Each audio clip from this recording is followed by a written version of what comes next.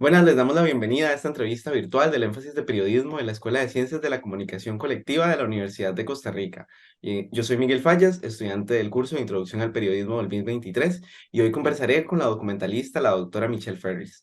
Con su autorización, esta actividad estará siendo grabada para eventualmente ser compartida en las plataformas estudiantiles.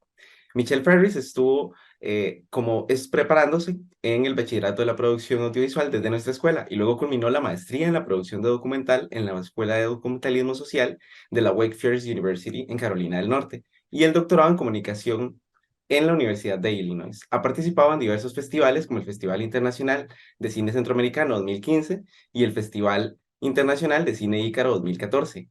Ha sido ganadora del mejor cortometraje nacional en el Festival Internacional de Cine Costarricense en el 2020 y actualmente es docente de la Escuela de Ciencias de la Comunicación Colectiva y es documentalista independiente.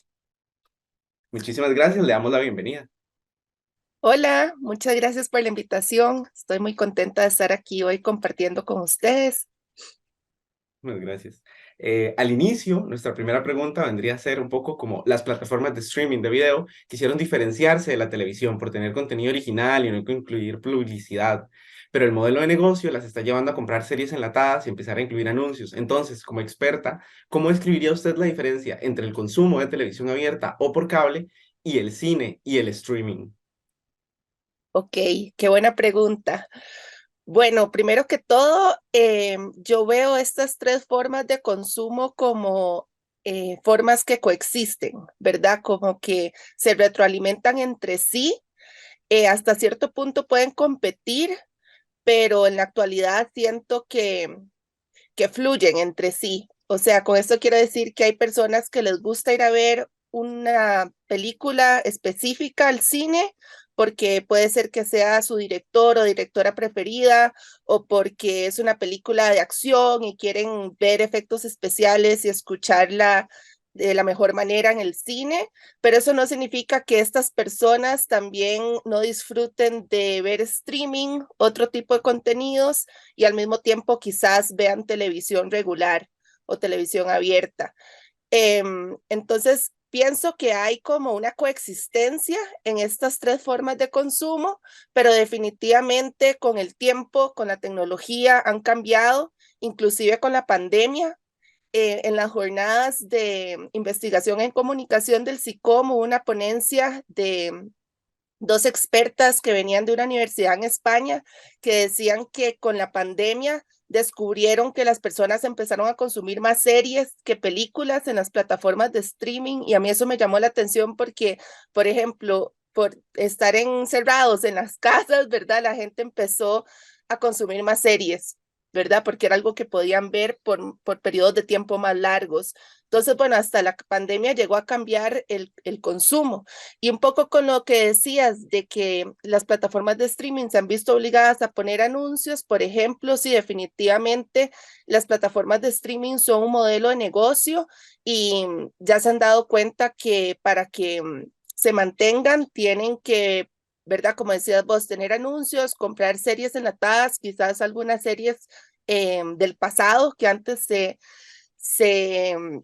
distribuían por televisión abierta y ahora las plataformas de streaming las están incorporando y siento yo que ese cambio también se debe a que mucha gente en la actualidad ya no tiene televisión abierta en sus casas y que todo lo consumen vía internet en plataformas de streaming y entonces quieren ver como algunos contenidos que antes eran de televisión abierta, entonces las plataformas lo están incorporando. Entonces, si vemos todo esto, vemos que es como muy fluido, como que los contenidos que antes eran de tele abierta ahora están en streaming o películas que se estrenan en el cine pasan al streaming. Entonces, más allá de analizarlos como tres separados, a mí lo que más me llama la atención, yo creo, es la coexistencia de las tres formas y cómo se retroalimentan y fluyen entre sí a nivel de contenidos, pero también a nivel de consumo.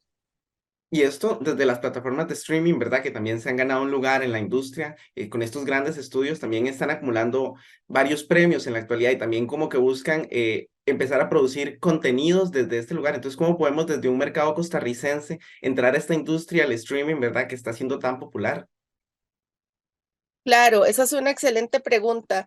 Por ejemplo, el canal de la UCR está haciendo un gran esfuerzo en tener una plataforma de streaming que a mí me impresiona lo bien que funciona, la gran cantidad de contenidos. Yo he querido ver películas centroamericanas que antes no las había podido encontrar, las he podido ver en la plataforma de streaming del canal de la UCR. Entonces vemos, por ejemplo, cómo podemos crear nuestras propias plataformas con nuestros propios contenidos. También está la plataforma de Pacifica Grey, que es una distribuidora costarricense, que podés ver películas centroamericanas en esta plataforma.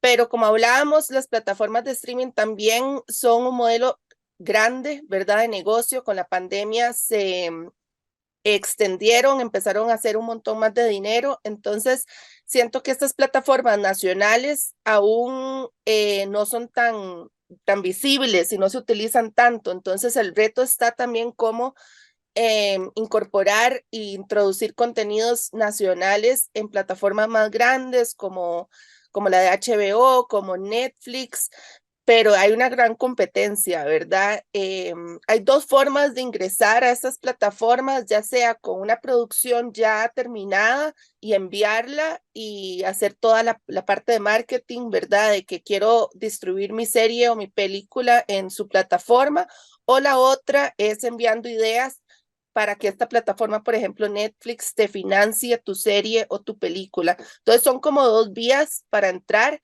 pero estás compitiendo con el mundo entero, ¿verdad? A veces vemos en Netflix películas que han sido producidas y financiadas por Netflix y son películas, hay muchas suecas, por ejemplo, hay muchas surcoreanas, hay muchas europeas, entonces es como competir con eso, ¿verdad?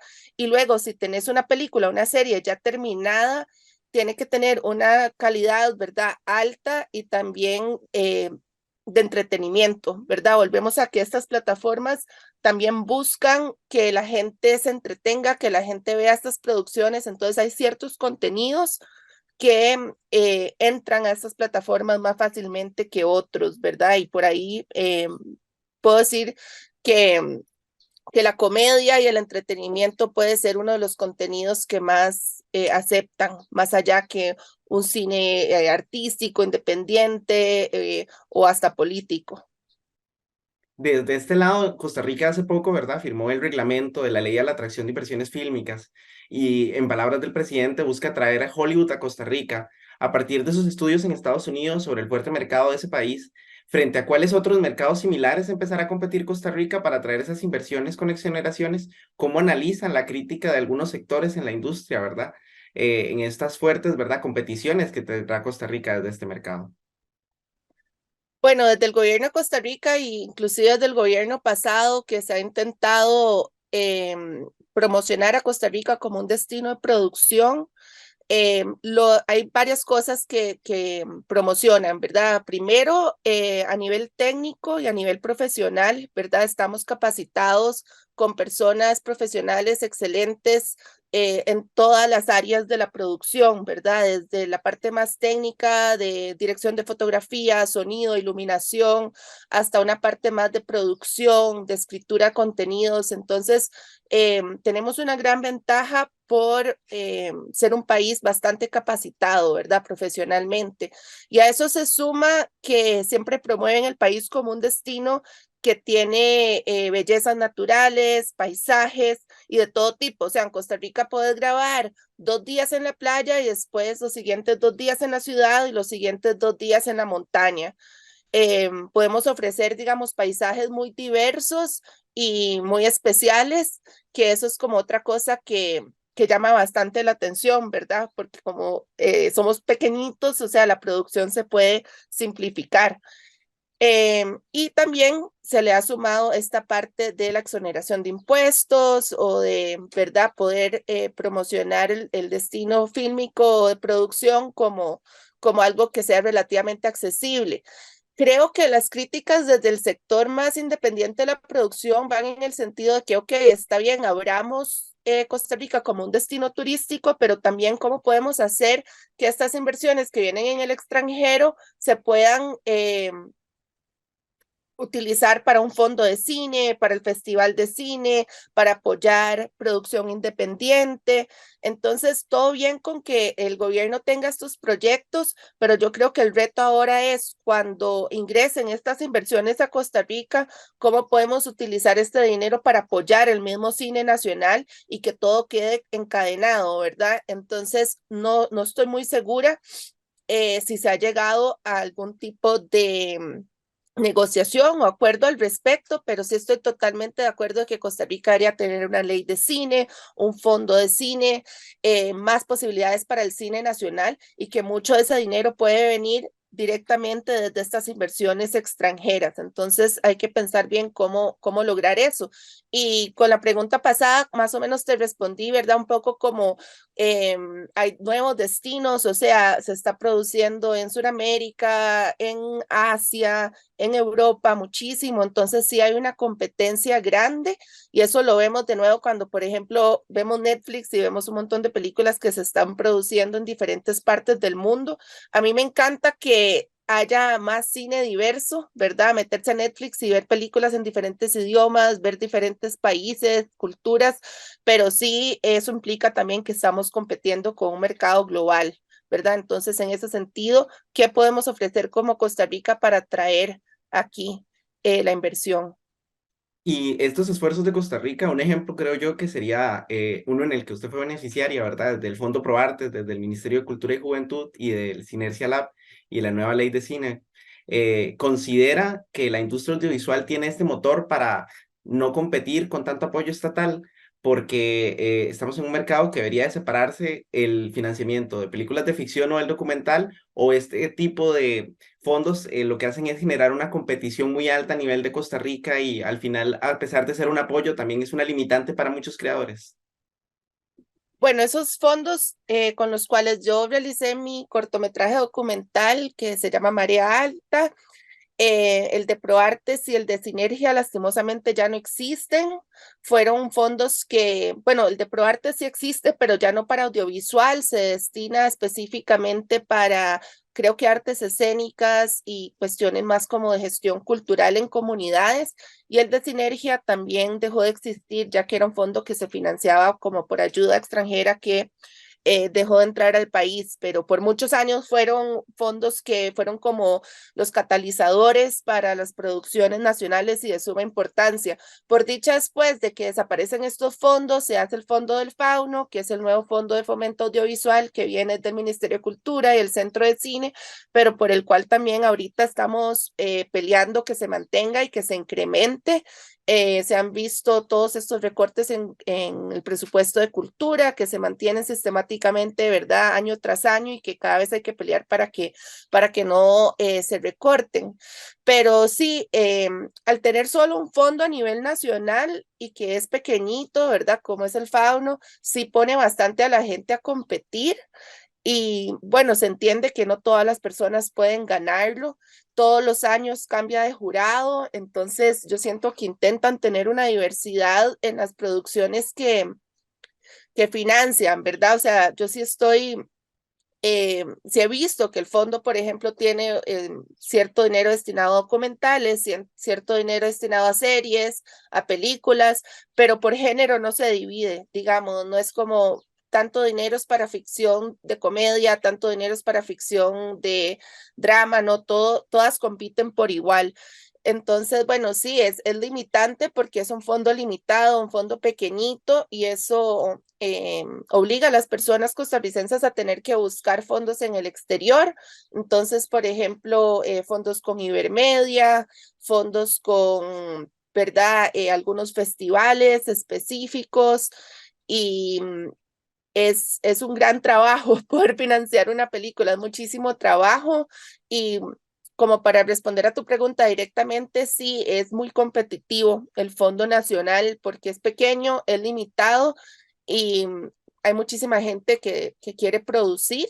Entonces, por ahí también la necesidad de incrementar este fondo del fauno, pero también ver de dónde obtenemos más financiamiento. Por ejemplo, esa idea de que ciertas inversiones y producciones extranjeras que se hacen en Costa Rica, inclusive de publicidad, pues se pueda extraer, digamos, cierto porcentaje de lo que se paga para financiar producciones nacionales. Y me imagino que otras personas tendrán otras ideas, ¿verdad?, de cómo lograr hacer el Fondo del Fauno aún más grande, más estable, a través también de una ley de cine y otras formas también de cómo financiar la producción nacional.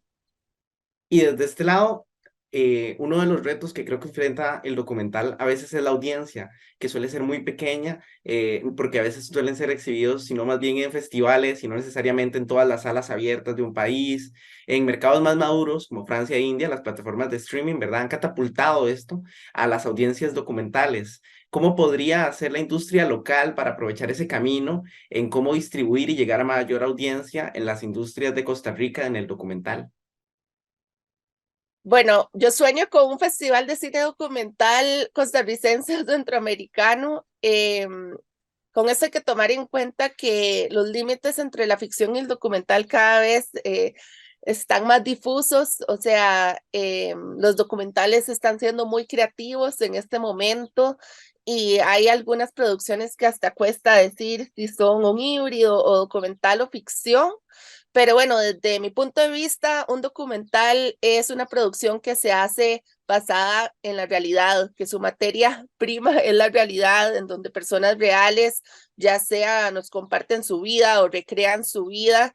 Y me encantaría un festival de cine costarricense o centroamericano con historias reales, ¿verdad? Que usen la realidad como su fuente de materia, de inspiración, em, de historias. Y eso sería demasiado lindo.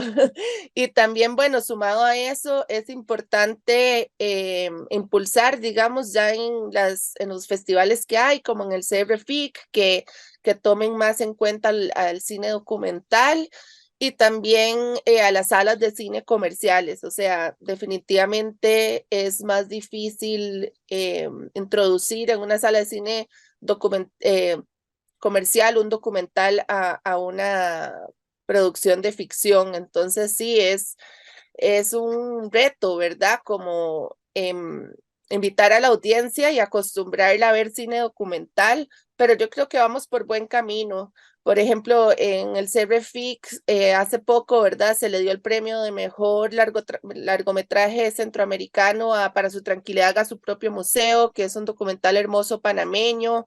¿Verdad? Como haberle dado el premio a la mejor peli centroamericana a un documental es muy bueno y igualmente he visto como más festivales en donde mezclan la ficción y el documental en competencia que se les ha premiado a documentales. Y bueno, también vemos así como en plataformas más comerciales como Netflix que se ha aumentado, ¿verdad? La parte de distribución de documentales, o sea, yo creo que vamos por buen camino, pero definitivamente sí hace falta como un cambio cultural en que la gente se atreva a ver un documental. Yo doy el curso documental en la escuela de comunicación y a veces las y los estudiantes dicen, ay, yo nunca había visto un documental tan bueno o tan entretenido y es porque la gente tiene como una parte más cultural que los documentales son aburridos, que son lentos, que no entretienen o que no puedes, ¿verdad? Como que no los puedes disfrutar y más bien, ¿verdad? Yo intento que con el curso documental la gente salga diciendo como, qué chivas son los documentales, qué montón de posibilidades hay. Y creo que por ahí va, ¿verdad? Como esa transformación cultural de aprender a ver documentales y disfrutarlos. Y desde este lado de la enseñanza y también algo que mencionabas al inicio, desde la creación de un híbrido entre la ficción y el documental, ya que usted tiene una amplia experiencia, ¿verdad?, con el desarrollo de la historia del tecnológico y los pioneros del manglar de Punta Arenas, ¿cuánto conocimiento de contexto y habilidad investigativa debe desarrollar quien desea dedicarse al documental y hacer un buen reflejo de la historia que se desea narrar? La investigación es fundamental para hacer un documental y yo diría que también para hacer una ficción, pero bueno, eso se lo dejo a las personas expertas en ficción. pero para un documental es importante porque, bueno, primero no puedes retratar una historia de la mejor manera si no creas confianza, si no creas cercanía, ya sea con las personas protagonistas, con la comunidad con la que estás trabajando, y esa confianza y esa cercanía que van a hacer que tu película sea más especial y también que trabajes con más respeto, se crea a través del tiempo y a través de un proceso de investigación, ¿verdad? Que es básicamente cuando la persona directora se intenta poner en los pies de las personas que vas a retratar en el documental, entender su vida, su visión de mundo. Al final estamos representando historias y vivencias, ¿verdad? Que son reales, entonces necesitamos como hacer este ejercicio de entender lo que vamos a representar en audiovisual, y yo creo que eso se logra a través de la investigación. Entonces, bueno, se puede hacer una investigación muy empírica, por decirlo así, una investigación tipo etnográfica, que es pasar tiempo con las personas, por ejemplo, en el documental de la isla que mencionas, de las personas que viven recolectando pianguas y que viven de la pesca artesanal. Para mí esa investigación fue de pasar mucho tiempo ahí, entender cómo la gente vive en esta isla, compartir con ellos y ellas. Por eso es un documental que duré 5 años haciendo y terminó siendo de 30 minutos, pero bueno, ahí se refleja, digamos, ese proceso de investigación etnográfico más empírico. Y por otro lado, el documental de la historia del tecnológico, esa fue una investigación más académica, más de archivo, más de buscar periódicos, fotografías de la época para poder contar en un audiovisual la lucha, ¿verdad? Que se llevó a cabo para que el tecnológico existiera en Costa Rica desde el punto de vista de académicos, profesionales, pero también de estudiantes. Entonces, bueno, es interesante que menciones esas dos producciones porque ambas llevaron un proceso de investigación muy grande que, que fue súper importante, pero fue diferente. Digamos, a la hora de trabajar con la comunidad de la isla, fue un proceso de investigación más etnográfico, y a la hora de hacer el documental de la historia del tecnológico fue un proceso de investigación más de archivo y tal vez hasta más académico, pero ambos, el proceso de investigación fue súper importante y hay que hacerlo previo y durante la producción, ¿verdad? Porque previamente es para poder hacer la pre y decir, ok, esto es lo que voy a ir a grabar, estas son las preguntas que voy a hacer, pero también en el documental, ¿verdad? La realidad nos va contando muchas cosas, entonces tenemos que observar mucho y escuchar durante el proceso de producción, porque ahí también estamos investigando. Entonces, digamos, es la investigación en el documental es durante todo el proceso y culmina en la edición.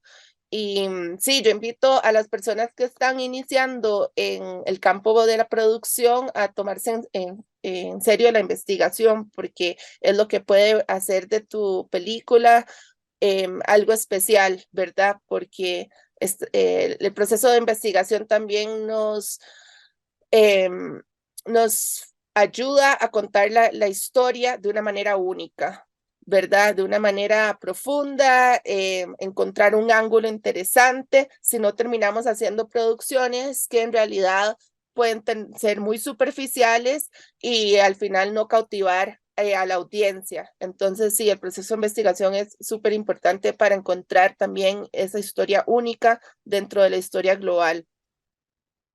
Muchísimas gracias a Michelle, productor audiovisual, documentalista y docente, por compartirnos su visión sobre los retos y acciones que requiere la industria de la comunicación y el periodismo, y por estar acá hoy presente. Gracias, muchas Eh, gracias por el espacio y qué bonita conversación. Muchísimas gracias. Esto ha sido una entrevista del énfasis del periodismo de la Escuela de Ciencias de la Comunicación Colectiva de Costa Rica.